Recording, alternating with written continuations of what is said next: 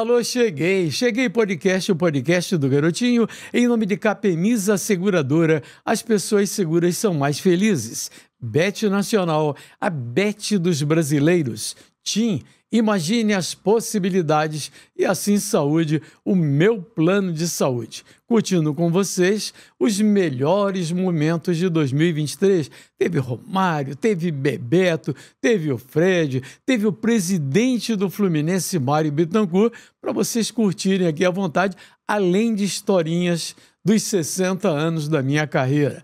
Histórias passadas em Copas do Mundo e você sabe, sempre com algo diferente para te apresentar.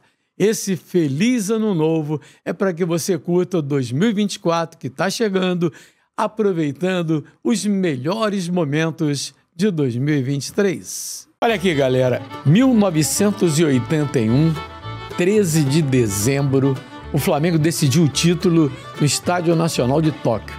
Flamengo e Liverpool. As bandeirinhas, casa cheia, mas olha, gente pra caramba, um frio danado, o jogo é meio-dia. Ó, se você vai fazer futebol meio-dia, 8 horas da manhã já tá no estádio. Aí tomou um café forte, eu, Apolinho, Deni, Luiz Mendes, todos lá fomos pro Estádio Nacional de Tóquio, exatamente para poder transmitir a final. Flamengo campeão do mundo, é uma realização. Zico, Adílio, o Nunes ganhou até a Toyota de craque do jogo. Flamengo ganha de 3-0. A minha vibração era tão grande, mas tão grande, eu, o Apolinho, a equipe toda. Porra, vamos passear, vamos fazer compra, vamos lá em Ginza, vamos lá fazer compras de eletrônico. Naquela época era comum você comprar um videocassete, um som todo diferenciado e tal. A gente foi fazer compra. Aliás, a compra, o Mendes comprou um som que quando ele abriu no hotel só tinha tijolo, não tinha o som. Quer dizer, japonês não passa ninguém para trás? Passou. O Luiz Mendes, saudoso Luiz Mendes, foi passado para trás exatamente no comércio de Tóquio. Aí, quando a gente chega, Apolinho, vamos para casa, vamos almoçar, cara. Era o quê? 9 da noite? Vamos almoçar. Aí, pô, vamos almoçar e tal. O hotel tinha Takanawa Prince, pertinho da torre ali de Tóquio. E o hotel tinha 12 restaurantes e uma steakhouse.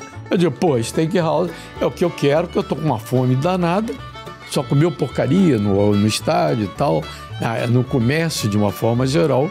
A gente vai, aí um restaurante vazio, mas vê um japinha lá, fez aquela reverência para nós, a mesa do tamanho dessa aqui, com a metade com uma chapa quente onde o cara aquecia a carne.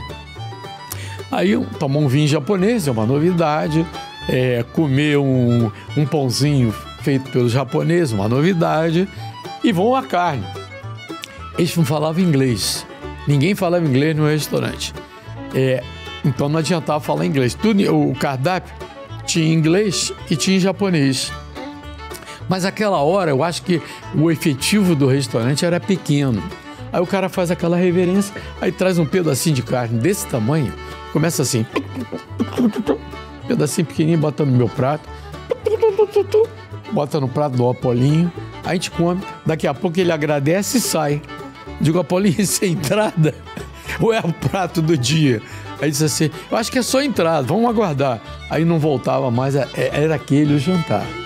Bom, resumindo a história, pedi a nota, já que a gente tomou um cafezinho, ou seja, aquele churrasquinho desse tamaninho, em pedacinho, um pão, um cafezinho, custou para cada um $120, correspondente hoje mais ou menos em quase R$700, era o preço do jantar para cada um.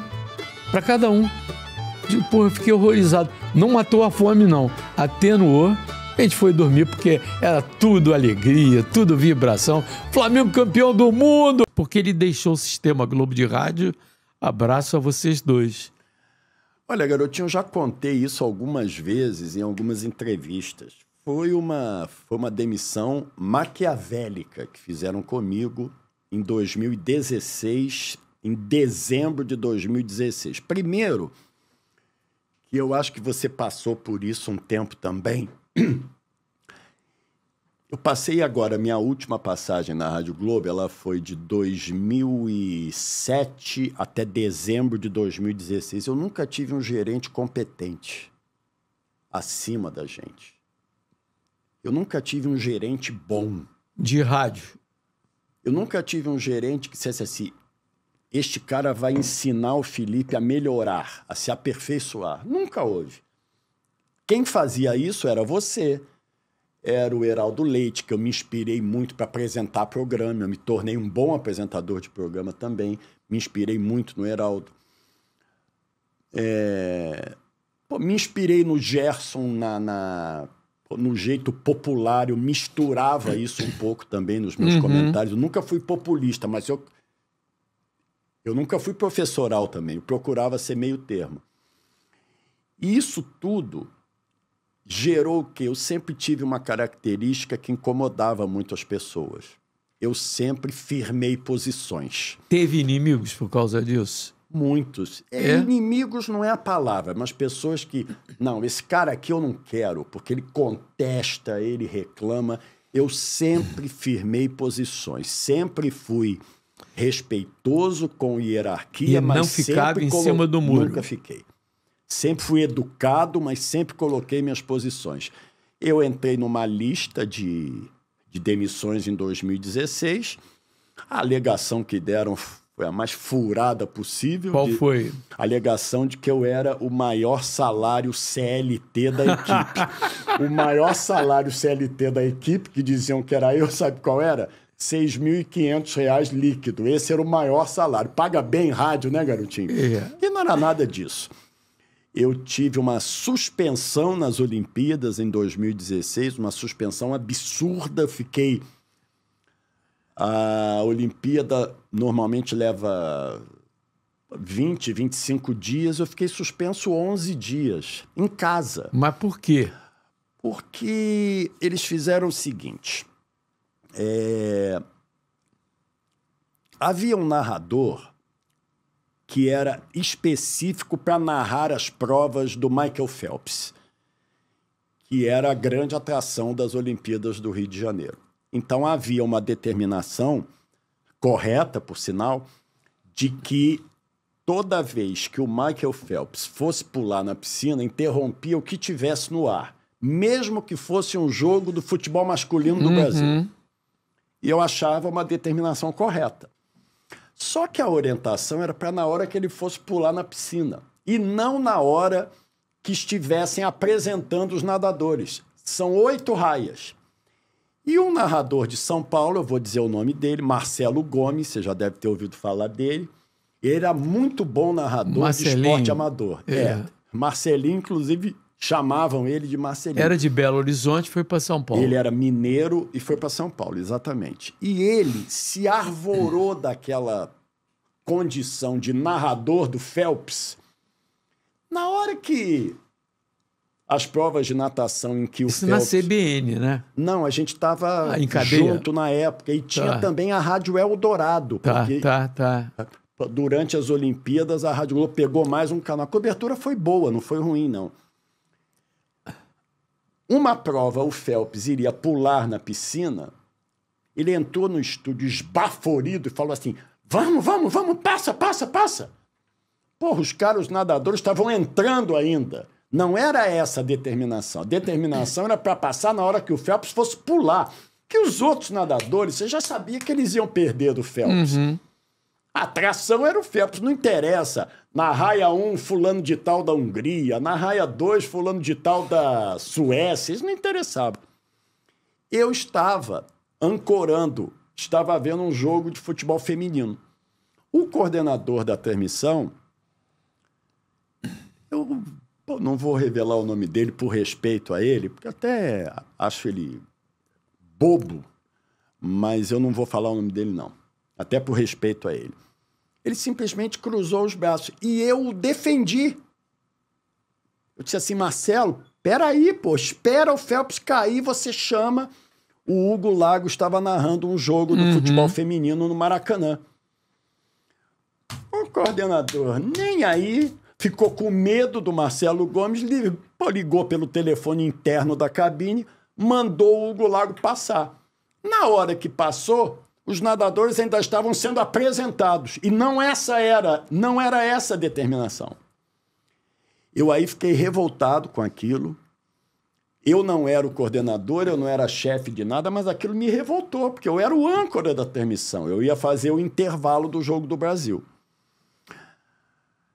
Isso foi um episódio. O outro episódio, com o mesmo rapazinho, o mesmo coordenador, ele recebeu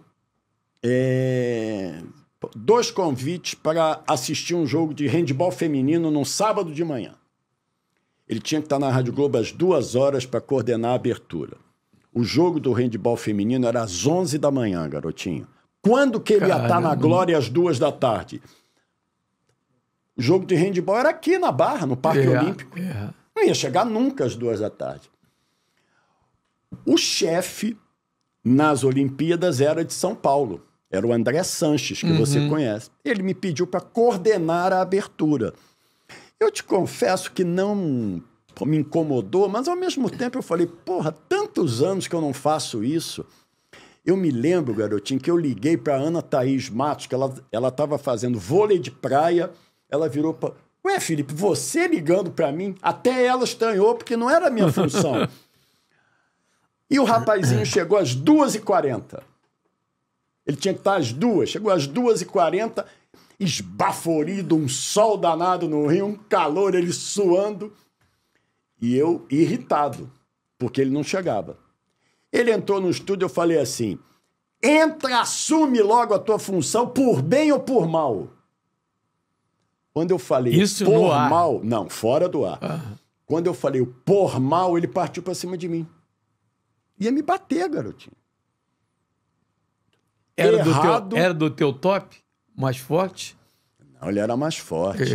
Ele ia apanhar também, mas ele não tinha essa... Eu acho que ele partiu para cima de mim, mas ele não ia me agredir, porque ele não tinha essa aura, essa natureza violenta, nunca teve. Aí houve esse episódio, ele assumiu e eu subi para a redação, porque eu não tinha nada para fazer naquela hora. Aí eu disse para beber água. Você se lembra que a redação da Rádio Globo era no 4º andar, o estúdio no 3º. Quando eu desço para beber água, ele estava ao lado do André Sanches, chorando. O André Sanches viu ele chorando, perguntou a ele o que tinha acontecido.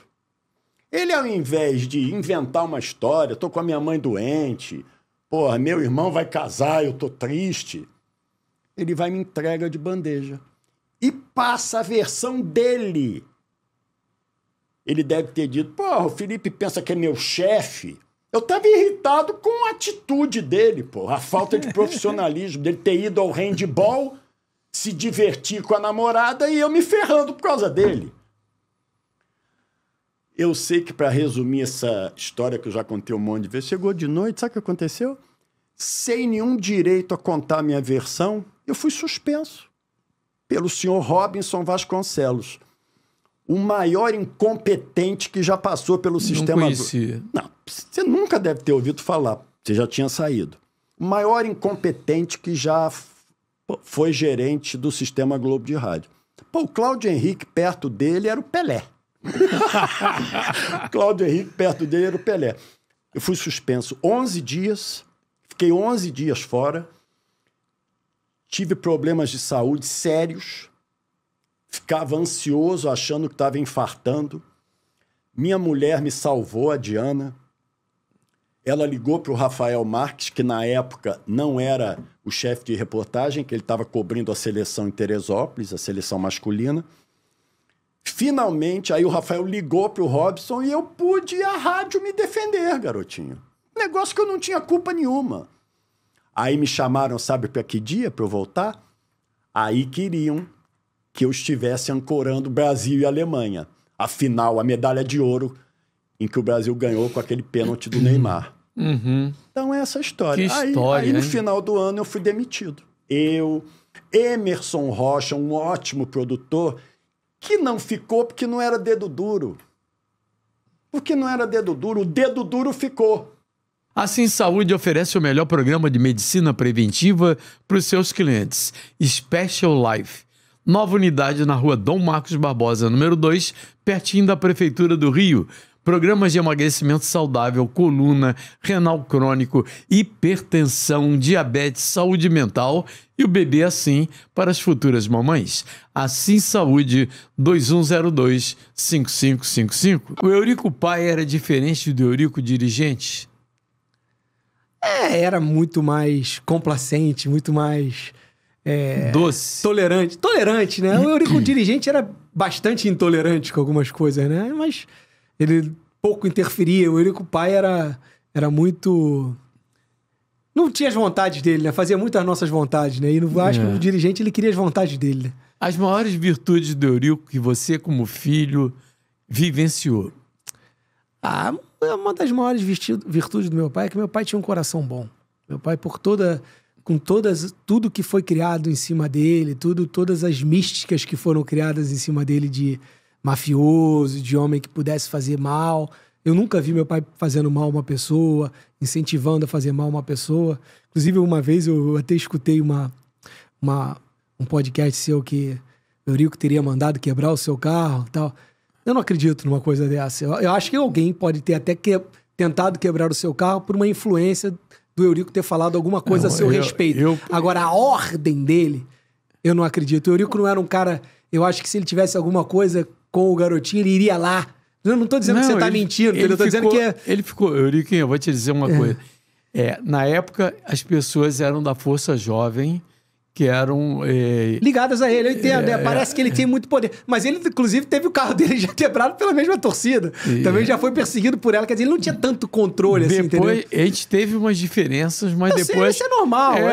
Depois a gente chegou... Meu pai era um cara de muito embate. Mas dialogando, inclusive, em casa de amigos e tudo mais. Mas meu pai não era um cara de carregar mágoa das pessoas. Você é um cara que viveu o esporte há muitos anos, conviveu com várias pessoas do esporte, que inclusive brigaram com meu pai, e viu... que depois de um tempo ele se relacionou bem com essas pessoas. Ele não carregava esse rancor de ninguém. Olha, o Amadeu Pinto da Rocha e o Dr. Pedro Valente foram os dois maiores amigos que eu tive dentro do Vasco. E eram figuras ligadas, eu digo, amigões, porra. Tanto o Dr. Amadeu como o Dr. Pedro Valente, que inclusive eu citei aqui outro dia, e o filho dele lá em Miami tem uma academia, sei lá, mandou mensagem para mim e tal... porque ele interferiu naquela briga do Eurico com a TV Globo. O Pedro Valente levou o Eurico lá. Sim, ele foi um grande responsável. Montava na hípica com o Roberto Marinho, levou ele lá para almoçar. Ele foi o grande responsável por essa aproximação pós o rompimento do SBT. Você é um carioca bom de palpite, gosta de esportes? Cadastre-se agora mesmo na betnacional.com e lucre com as suas profecias. Uma vez... os papéis voaram e você ficou sem informação na hora da transmissão. Isso foi um bate-papo. Estava ventando aonde? Isso foi uma das curiosidades. Você estava falando, aconteceu alguma situação curiosa, né? E eu estava pensando em duas situações. Essa dos papéis foi um quadrangular que aconteceu, eu estava trabalhando na ESPN ainda, e no verão americano eles faziam um quadrangular de convidados, né? Eles mantinham uma equipe americana, um time da Major League Soccer, que eu não me lembro exatamente qual era, devia ser um time de Nova York, New York e tal. E convidaram o Santos, a Fiorentina e um time da Inglaterra. Não me lembro qual era o time da Inglaterra. E então eu e o Flávio Pereira, que era o comentarista, torcedor do Santos, por acaso, fomos pro estádio em Nova Jersey fazer essa transmissão. E você teve na Copa do Mundo de 94 nos Estados Unidos, você sabe como é que eram os estádios, né? São todos, né? Todos cheios de amparo. E esse era um prédio, a locução era feita de um prédio bem alto, tipo assim, um quarto andar de um prédio que ficava do lado, né? Na própria estrutura do estádio, né? Mas não era uma cabine na beirada do campo, nada assim. E eu abri a minha janela e voaram todos os meus papéis.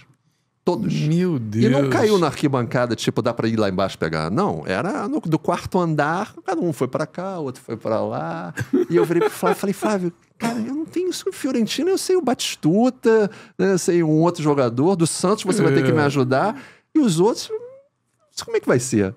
E aí você fica naquela situação assim, E deu Difícil. tempo para recuperar? Deu tempo para recuperar, algumas pessoas ajudaram, memória enfim. também. Acabou dando para levar, a gente tinha uma reportagem, acabou trazendo, mas todas essas anotações da pesquisa, aquelas coisas, Para detalhezinhos, sustentar a transmissão. para né? sustentar a transmissão, foram todos embora. Né? Foram todos embora. E uma outra rápida que eu vou falar foi com Raul Quadros, numa Grande transmissão. Raul. Grande Raul, né? Uma pessoa queridíssima, né?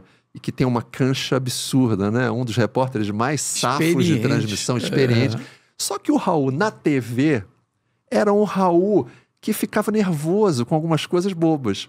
E aí, ele Estressado. Estressado. Ele era estressado. Estressado. Então eu sentava, campeonato francês, né? Eu e o Raul, tá? Já estava pronto. Aí ele chegava, falou, você já tem escalação? Eu falei, tem. Não, onde é que joga esse aqui? Eu falei, não, Raul, tranquilo, eu abro, vou passando aqui pra você, na boa. Ele falou, você vai usar o computador? Eu falei, não, Raul, pode usar o computador. Aí ele pegou um papelzinho dele aqui, botou na tela do computador com um durex, era o juiz e o bandeira. Eu falei, Raul, pô, você tá falando sério? Você vai botar um papel com um juiz pra tirar a tela do computador? É uma figura, né? Uma figura.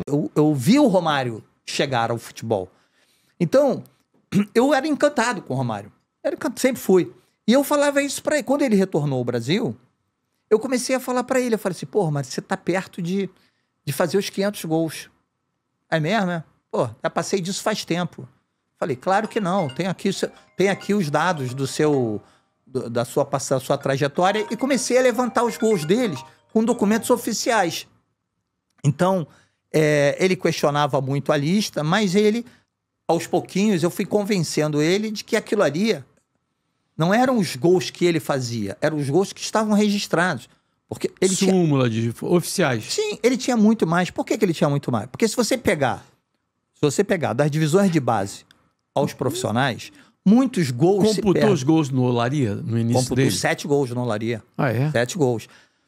E as pessoas me davam razão e davam razão a ele também. Porque é o seguinte, nas divisões de base, as equipes disputam muitos torneios que são torneios que não são torneios oficiais.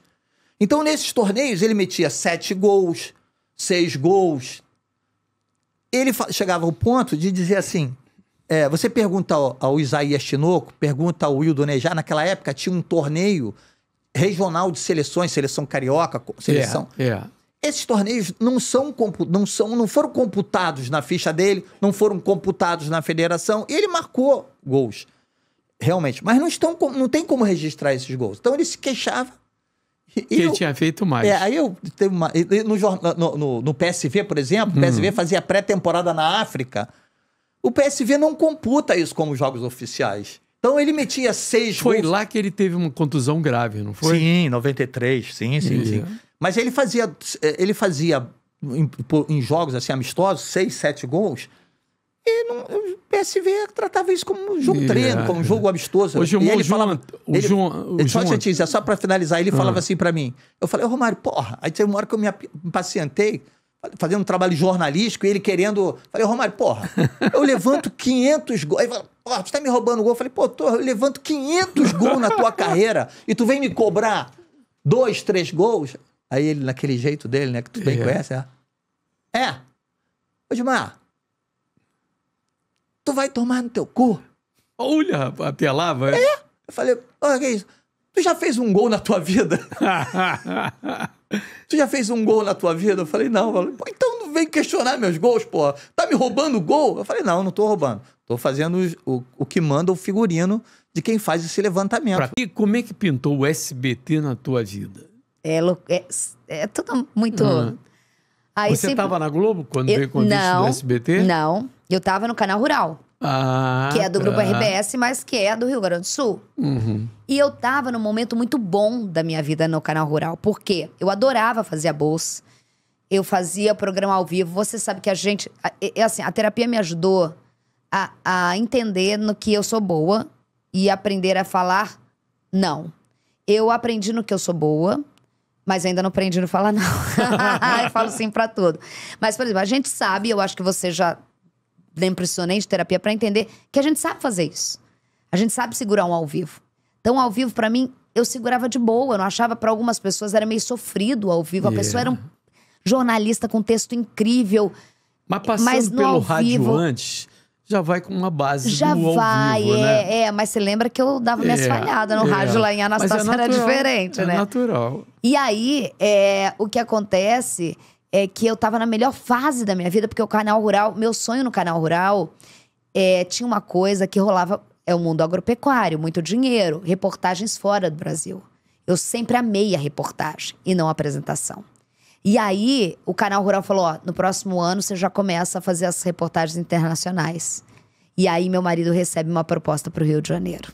E aí, o que a gente fez? Pesou quem ganhava mais. Um ganha 1.500, o outro 1.000. Era assim, essa realidade. Então, a gente vai por 1.500. Eu tive que pedir demissão. Mas justamente nessa época, o SBT de São Paulo, que tinha meu DVD, me chamou pra cobrir férias lá. Eu falei, não vou perder a oportunidade de conhecer a Anhanguera, aquele complexo. Foi ali que você substituiu o César Filho? Não, ali eu vou na sala do diretor. Ele me convida falando que tá precisando, né? E eu fui falando que eu tinha interesse. Chegou na mesa dele, eu falei, desculpa tomar teu tempo, não vou tomar teu tempo, meu DVD é esse. Eu tenho um amigo em comum aqui que me trouxe, mas eu tô indo pro Rio de Janeiro, eu queria uma vaga lá, eu só tô aqui me aproveitando dessa sua ligação, eu não quero que você perca tempo, imagina o cara, que feliz que ficou. Só que eu quero uma vaga no Rio de Janeiro porque eu não conheço ninguém lá. Eu não sei nem como chegar no Rio de Janeiro e eu preciso trabalhar. E eu tô tendo que pedir demissão porque meu marido vai pra lá. Ele, lá a gente acabou de contratar, não tem vaga. Mas deixa seu DVD aí. E fui embora. Quem era o diretor de jornalismo no Rio? Aqui no Rio, Paulo Nogueira. E lá em São Paulo, Paulo Nicolau. E aí, isso 2008. Aí eu me mudo pro Rio. Quando eu tô fazendo minha mudança, olha só como a gente é. Quem é o povo? A gente já tá aqui nesse mundo digital, esses meninos aí, que eu não quero nem perguntar em que ano nasceu. Que a pessoa, pra mim, quando ela não viu o Senna todo domingo, eu não acho que ela tem que estar trabalhando. Ela acho que tem que estar no berço, né, gente? E provavelmente você pergunta, eles não viram. Que ano vocês nasceram? 97? O que eles estão fazendo aqui? Olha lá. Rafael, Abner. Pelo amor de Deus, entendeu? Matheus. Você é o quê? Então tu é dos meus, vai pra caramba. Tu viu muito cena, tu ficou em luto, né, nesse Brasil todo. Mas enfim, e aí, o que aconteceu? Eu chego no Rio de Janeiro, eu desabilito todos os meus celulares. Olha isso, a gente não faz isso mais hoje. Você muda, você não tinha portabilidade. Todos os contatos que eu tinha naquele DVD... Era aquele número. Simplesmente, eu apaguei. E peguei o número 21. Aí, quando instala a internet, bem aqui perto desse estúdio, eu morava ali na Dulcídio Cardoso, canal de Marapendi.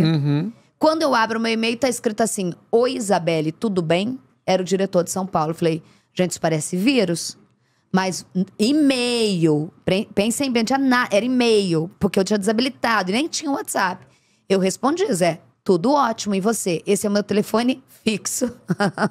Eu ainda não... Esse é o meu telefone fixo, que eu já estou no Rio de Janeiro. Deu 5 minutos, toca meu telefone, é o diretor aqui do Rio. Oi, Isabelle, aqui é o Paulo Nogueira, eu sou diretor. Eu não sei mais fazer o meu sotaque, não sei mais imitar o carioca, eu não sei mais, perdi a identidade. E aí ele falou, eu gostaria de pegar um DVD, posso mandar um motoqueiro te levar? Zé, eu sempre fui assim, você me conhece. O que eu fiz? Imagina, eu levo até você. Mas você já sabe andar no Rio de Janeiro? Claro. Zé, você não sabe. Você tem noção? Eu sabia no downtown, só. Eu só sabia no downtown. E eu mirava na Américas, porque eu tinha medo de me perder e, ao contrário, parar na linha amarela. Eu peguei meu carro, botei meu DVD do lado, parei num ponto de táxi e falei, moço, deixa eu te contar. Eu tenho medo de morrer. Muito. Eu acabei de chegar no Rio de Janeiro. Eu preciso chegar no SBT. Ele, o SBT que fica em São Cristóvão. Eu falei, lá. Me deram uma referência, em frente à feira de tradição nordestina. Ele, você pega a linha amarela, vermelha. Eu, o quê?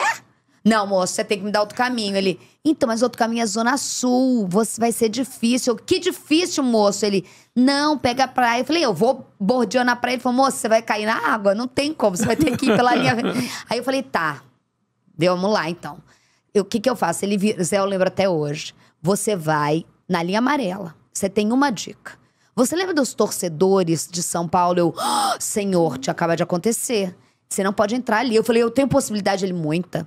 Você tem que ir na Vila do João. Passou um negócio escrito Vila do João, você cai na linha vermelha. Quando falava linha vermelha, eu arrepiava. Quando você cair na linha vermelha, você vai olhar o Centro de Tradições Nordestinas lá de cima. Tá maravilhosa, tá? Fui eu. Eu tinha o estilo, ó. Que maravilhosa. O estilo. Oh. Aí, quando eu cheguei, Zé, eu não olhava nem pra frente. Graças a Deus, não tinha nem um carro. Eu só olhava a placa Vila do João, Vila do João. Quando eu vi passar a Vila do João, eu falei, pronto, tô viva, tô salva. Não entrei na comunidade, né? Daquela entrada, eu não... Hoje eu entendo que eu não poderia entrar mesmo. Caí na linha vermelha. Falei, caí na linha vermelha. Olhei, menino, vi São Januário. Hoje eu sei que é São Januário. Falei, nossa, tem um estádio de futebol aqui, gente. E olhei, falei, gente, parece a bandeira do Vasco, né? Preto e branco, coisa bonita. Tudo que é preto e branco, eu achava lindo, né? Aí peguei, caí. Falei, ele falou, vai ter uma descida, você desce. Falei, desci. Eu falei, tô em São Cristóvão. Baixei o vidro e falei, moço, tô em São Cristóvão? Tá. Eu falei, pra ir pro SBT, ele contorna aqui. No que eu contornei, eu vi a placa do SBT, só que eu fui subindo. Eu peguei o viaduto. Voltei. Quem é do Rio de Janeiro sabe, aqui os meninos. Quem não é? Eu voltei pra Zona Sul, pra onde o homem mandou eu não ir. Aí, eu simplesmente parei e comecei a chorar. Mas eu chorava e eu falava, não, eu cheguei a pique. Eu vi a placa do SBT. Aquele homem não pode me ver, ele vai me contratar. Eu peguei e desci. Hoje eu sei onde eu desci. Eu desci ali na Praça da Bandeira. Eu peguei a Rua Ceará. Eu fui pra Vila Mimosa.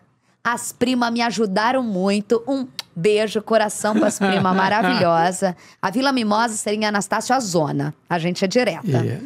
Aí caí. Elas me ajudaram perfeitamente. Me explicaram como melhor que taxista. Eu parei na porta do SBT.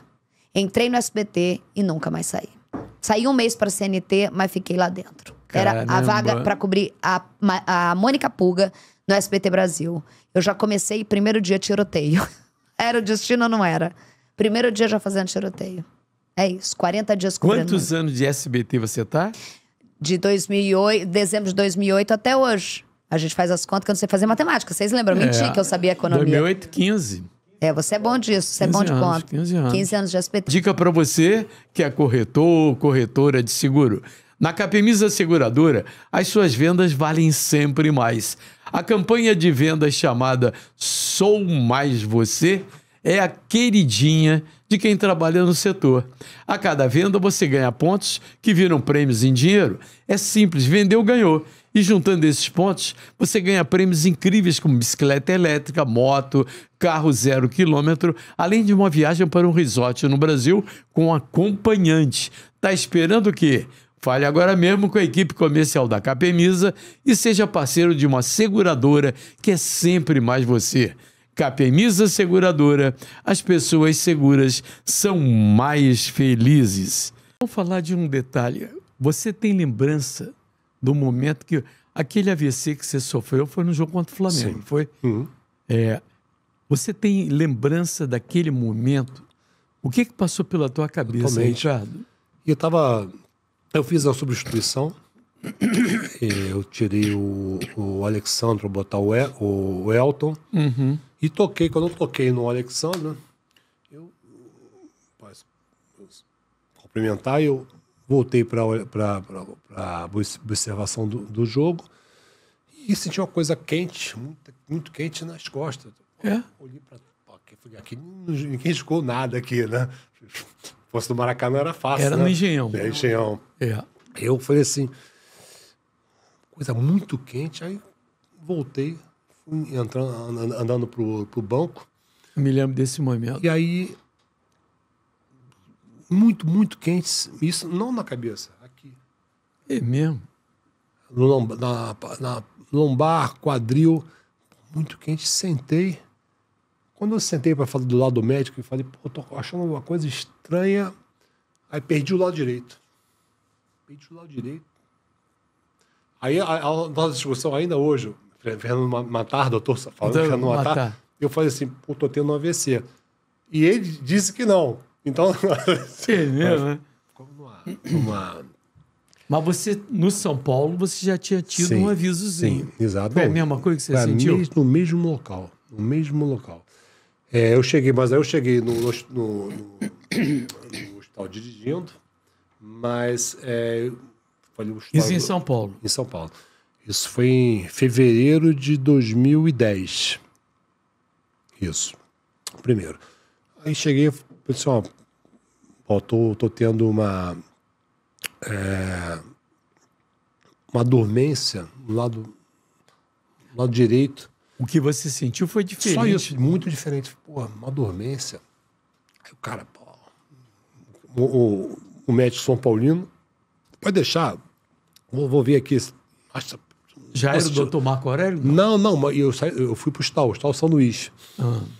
Porque quando eu lembrei do meu pai teve o que eu tive do AVC. Meu pai teve como 44 anos, eu com 45. A mesma coisa. Eu conheci meu pai já assim. Meu pai teve em 69, eu tinha 4, 5 anos. Quando eu senti dormência, lembrei do meu pai. Foi ir para o hospital. Foi um aviso. Exatamente aí no hospital, médico. Mas você se cuidou depois desse aviso? Sim. É? Pô, o médico olhou, nem pressão alta você tem, pô. Mas como você tem uma história familiar, vou fazer uma ressonância. Tá bom. A ressonância dura 25 minutos, 30 minutos. 5 minutos depois ele entrou, cara, você tem razão. Você tem o cérebro tem um pingo de sangue. Coágulozinho. Não, sangue, já era hemorrágico. Um pingo. Bom, 3 dias no hospital. No final do terceiro dia, o neurologista chegou no meu quarto, Ricardo, na medicina, nem tudo a gente pode explicar.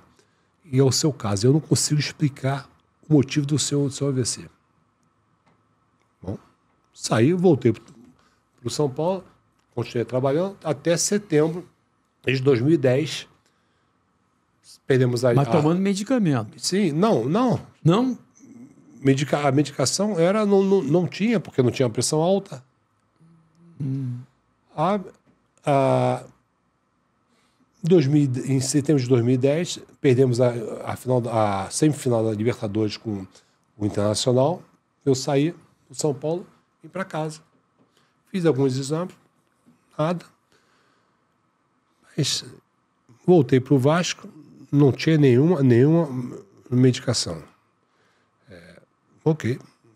Comecei no Vasco. Lá no Vasco, em 2 jogos, eu senti uma coisa meio... Falei com os médicos do Vasco, me deram a medicação. Isso foram 2 semanas ou 3 semanas antes do principal. Faltei, talvez eu tenha a minha parte de negligência, ter corrido mais atrás por alguma coisa aí que poderia... Pô, mas eu fiquei 3 dias no hospital, fiz vários exames para os Estados Unidos. Não tinha ninguém que explicasse o caso da... Lá em São Paulo. Agora, aqui no Rio, os médicos dizem que o pronto atendimento te salvou. Sim. Você foi pro Pasteur, não foi? Sim, foi a sorte. E Dr. como estava no engenho de dentro... Exatamente. E tive uma sorte maluca em encontrar Dr. Guasti, um grande neurologista. Era de plantão lá. Eu acho que ele estava dando uma alta no paciente. Aí o Eduardo Raia, que era... Bom, tem um caso do Eduardo Raia, um anestesista, médico, amigo do Cláudio Munhoz, amigo nosso. Doutor Cláudio. Pô, ele saiu, ele ia para ele era solteiro, ia para uma festa na sexta-feira em Belo Horizonte, resolveu, não sabe por quê, ele voltou, ele estava no Santos Dumont, eu não sei porque, eu quero ir no jogo. Ele ligou pro Cláudio, eu não vou para a festa, eu vou pro jogo. Ele que foi comigo na ambulância e me deixou vivo até o hospital. Caramba! Eduardo Raia. Papai amigo do Clóvis. Olha que loucura. Chega no hospital, quem encontra?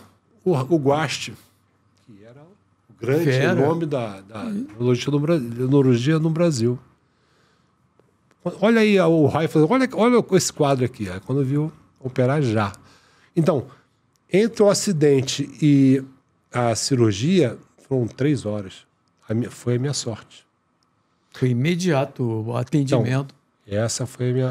Você teve medo de voltar ao futebol? Também, eu não pensava em voltar ao futebol. Quando eu tive... Não, eu voltei como diretor, né? Uhum. Depois, em 2015, o pessoal do Botafogo...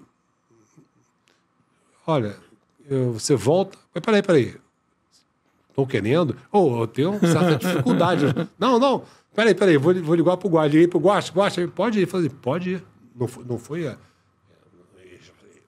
Teve o aval do cara que me salvou. Eu vou acreditar em quem? Né? Então, o Guache pode trabalhar, nenhum problema, tá recuperado.